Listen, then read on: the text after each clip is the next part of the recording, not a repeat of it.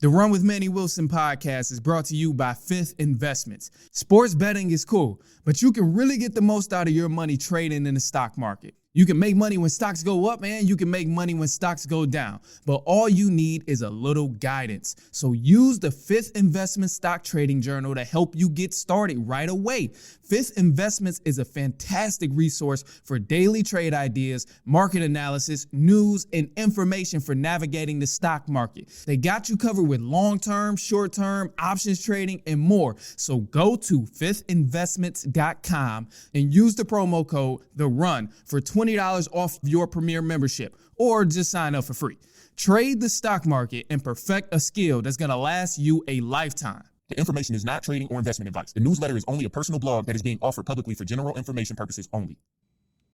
The Clippers have continuously disappointed come postseason. So why in the hell would I actually ride with the Clippers right now when they haven't showed me over the years that they can actually compete and win in the playoffs? They have now tuned into the greatest. The Run with Manny Wilson podcast. The Run with Manny Wilson podcast.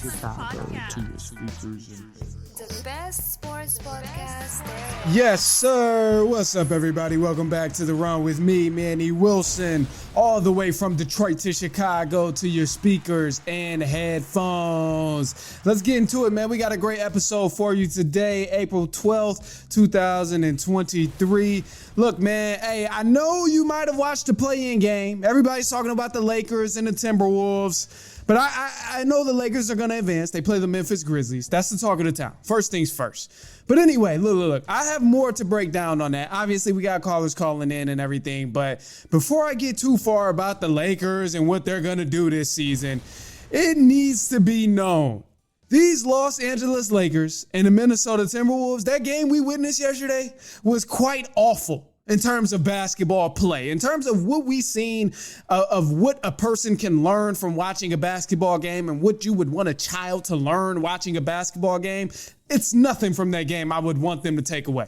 Absolutely nothing. Probably like a small, maybe 10% of the full game that I would want them to take away. But everything else, it was bad. So this kind of concerns me because obviously we know the Lakers, they're going on to play the Memphis Grizzlies in a 7-game series. Memphis Grizzlies, they've been balling this season. They've had some success. They're sitting at number 2 right now in the Western Conference. They just got Ja Morant back. They got a pretty stacked roster. Their rosters, they've been playing good basketball. We've watched them all season. We know they had some controversy. But long story short, none of that matters when in the playoffs. The playoffs is a whole new season.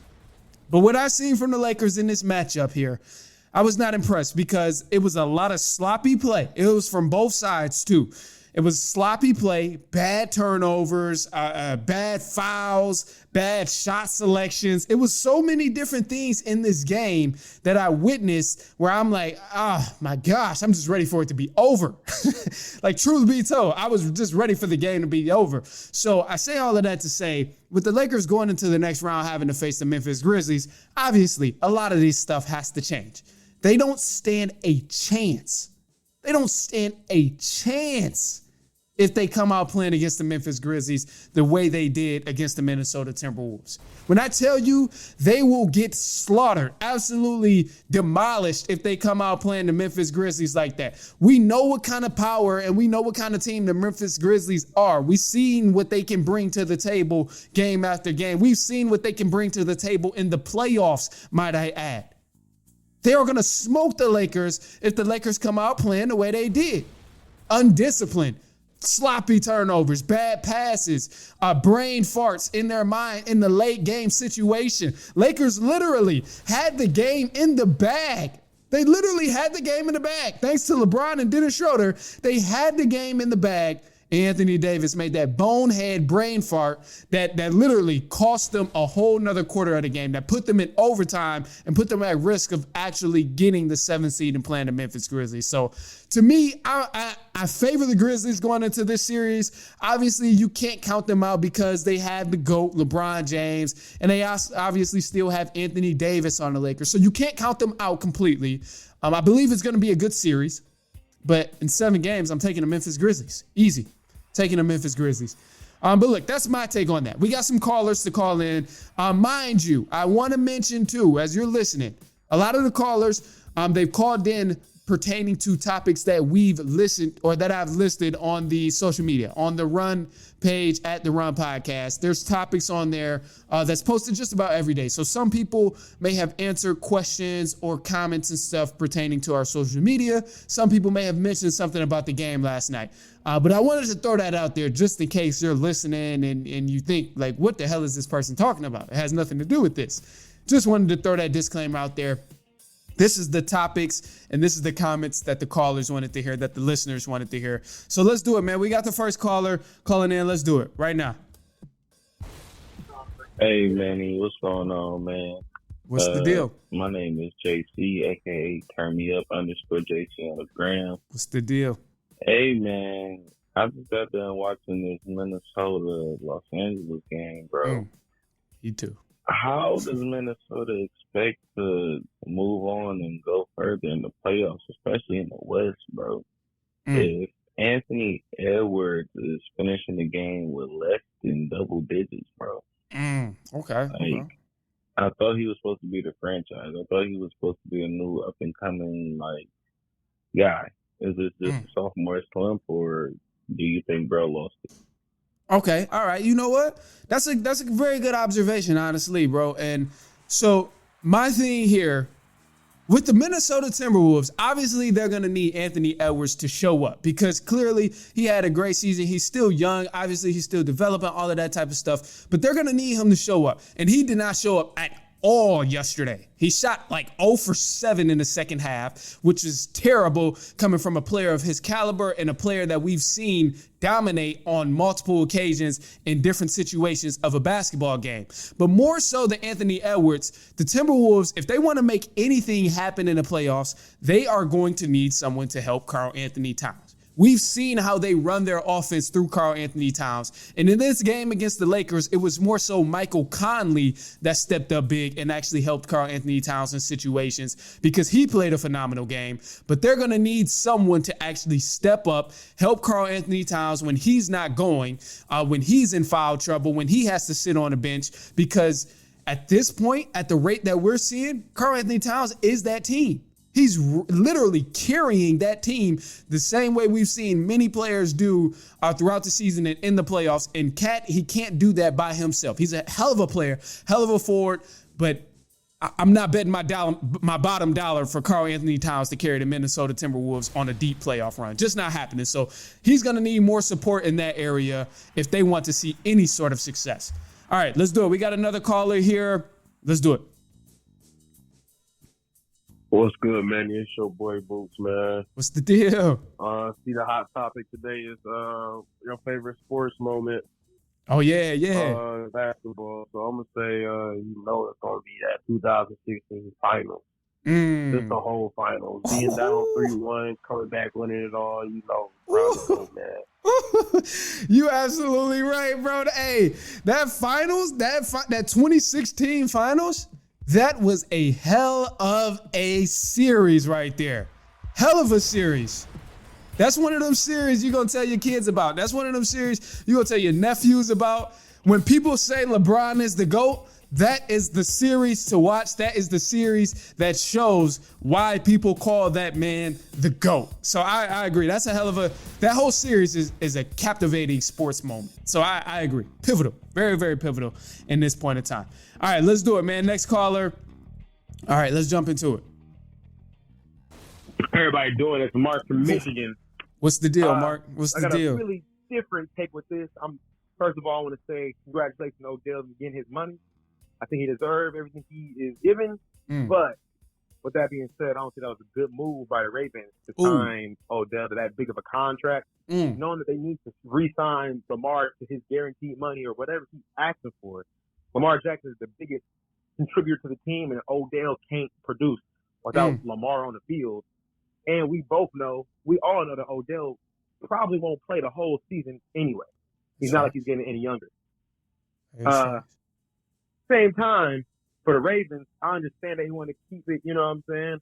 They want to put the franchise tag on him, have him play on that, and try to get them a little Super Bowl using up all the money they can. But I don't see this going the way. I think Lamar is still going to leave. I think Odell's going to be there with a bunch of money by himself. Oh, okay. You know, I agree with about 50% of what you said. I do agree that, one, obviously, we're happy for Odell Beckham. That's a huge plus. And the part where you mentioned Odell Beckham can only be as successful as his quarterback as his quarterback allows him to be. I agree with that part.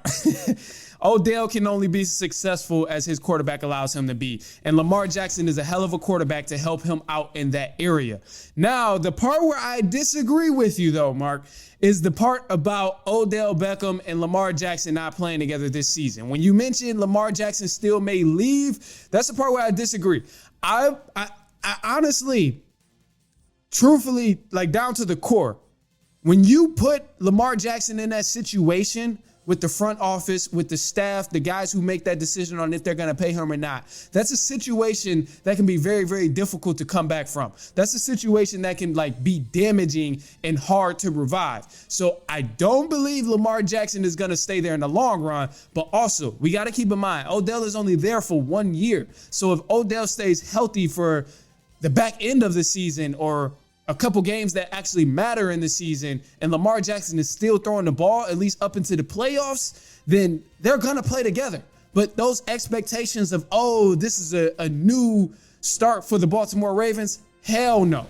We can cut all of that out. So that's the part where I differ and disagree. But ultimately, I think the Baltimore Ravens with Lamar Jackson, Odell Beckham, they're going to play this season just because it's one more year. And Lamar clearly hasn't been getting offers from a lot of other teams. So, that tells me right there that they're at least going to make it out and thug it out this season right here. So let's do it, man. We got one more caller. Let's jump into it. What's up, man? You just popped. What's the deal? Call in. I just want to put in my little 2 cents about the girls. Okay, bet. Basketball game. Yep. I just want to say, I don't think nobody would have said anything about it if they was dudes. They just not used to no girls on the court and put their hard work in. They just not used to them getting that talk off. That's all. That is all right, son. I'm out. That is facts, man.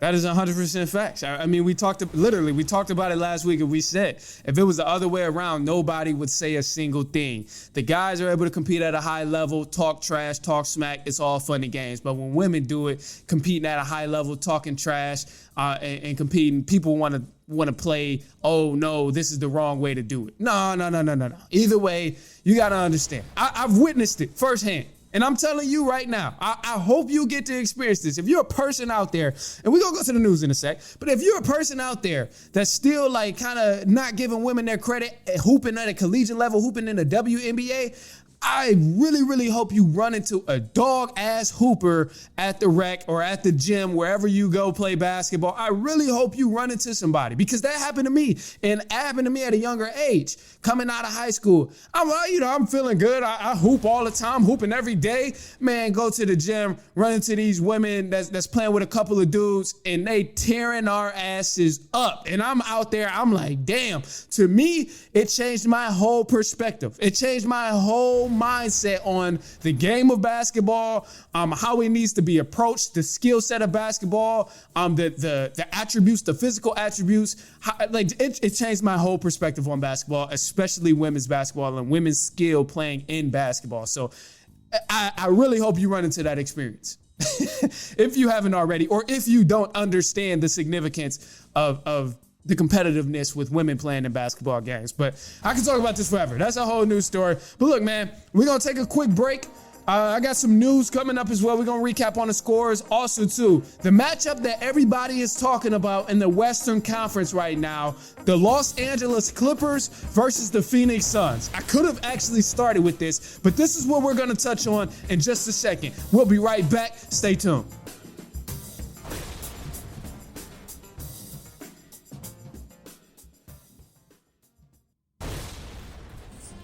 All right, let's kick it up, man, with news for the run. Starting off with the Atlanta Hawks in the play-in game. They whacked the Miami Heat 116-105. The Minnesota Timberwolves, as we mentioned, fell short to the Los Angeles Lakers in overtime, 108-102. And on Wednesday, April 12th, which is today, the Chicago Bulls and the Raptors face off in their play-in game, fighting for the 8th seed.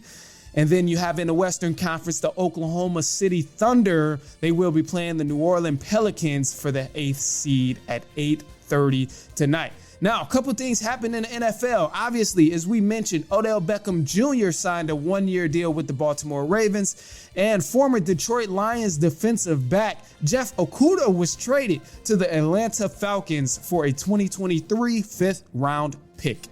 All right, now let's shape this up, man, because as I mentioned, man, you know, we got the Phoenix Suns and the Los Angeles Lakers. That's a competition. That's a matchup that I really could have started off with to kick off the show. Now, a lot of people are anticipating this here because clearly Kevin Durant is going to be playing against Kawhi Leonard. There was a lot of hype going on with the Phoenix Suns and their new pickup with Kevin Durant still having Devin Booker, still having Chris Paul, having DeAndre Ayton as well. And then Clippers, Paul George is supposed to be coming back, and you got Kawhi Leonard. Last time we seen this matchup was in 2017 when 2018 when Kawhi Leonard played the Golden State Warriors on the Toronto Raptors. That was the last time we seen this matchup. So here's what I have to say about this. Now you got a little bit of history. You got a little knowledge of what's going on. Everybody wants to know who's going to win. My thing is I cannot side with the Clippers in this matchup. I cannot do it. I can't side with the Clippers. Mainly for the fact that every time I've chose to ride with the Los Angeles Clippers, they've disappointed. Because they have this fantastic roster on paper, people assume, oh, they're going to be amazing this year. Or they assume, oh, Kawhi Leonard, Paul George, they're going to get something done this year. It's not going to turn out like last year or when they lost to Luka Doncic, or it's not going to turn out last year when they got put out by the Denver Nuggets, or whatever the case was. The Clippers have continuously disappointed come postseason. So why in the hell would I actually ride with the Clippers right now when they are not doing anything, when they haven't showed me over the years that they can actually compete and win in the playoffs? They have not done so. I get it. They got Kawhi Leonard. They got Paul George. They got a hell of a bench, Bones Highland. They got a squad over there. They got a deep roster, Marcus Morris on the bench. They got some guys on that team. I understand. The roster on paper is beautiful. I've went over this. I said it in previous podcasts. I said it multiple times. It's on paper, that roster is beautiful. So I understand it. But at the same time, look at the opposing side. They're not going against a one-man band in Luka Doncic this time. They're going against Kevin Durant, Devin Booker, Chris Paul, and Ayton. That is a hell of a team over there. Those guys are coming hungry. Especially Devin Booker and Ayton and Chris Paul, because they had a lot of drama going on last year in the playoffs before they dismantled this team and brought over Kevin Durant. And I get they don't have a bench, so that's something that concerns me. But what makes up for that is the fact that Kevin Durant is the easiest player to throw on a team and just start winning ball games. Look at what he's done ever since he left OKC. You put him in Golden State. You throw him in that situation. He starts winning ball games, got 2 championships out of it. You throw him in Brooklyn. Out of all the drama that was going on in Brooklyn, of Harden being on one leg, Kyrie sitting out, and him playing with a lot of role guys and bench players, he still took the champions, the Milwaukee Bucks, to 7 games with him and Bruce Brown.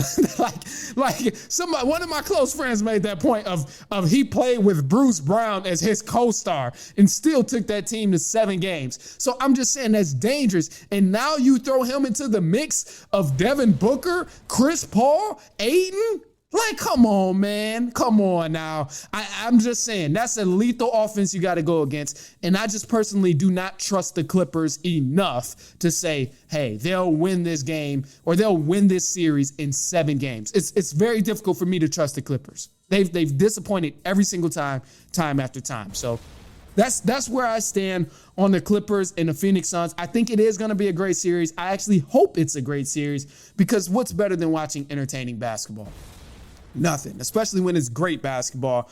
So that's all I got for y'all, man. Look, I appreciate you hanging with me, tuning in. If you've been listening, if you made it this far, feel free to call in, man. Throw in your picks as well and throw in your predictions, 219-413-9405. I greatly appreciate it. Share this with a cousin, a brother, an uncle, an aunt, a neighbor, a coworker, anybody you're close to. I promise you they will not mind. But until then, we will be back later on next week. And so on and so on and so on.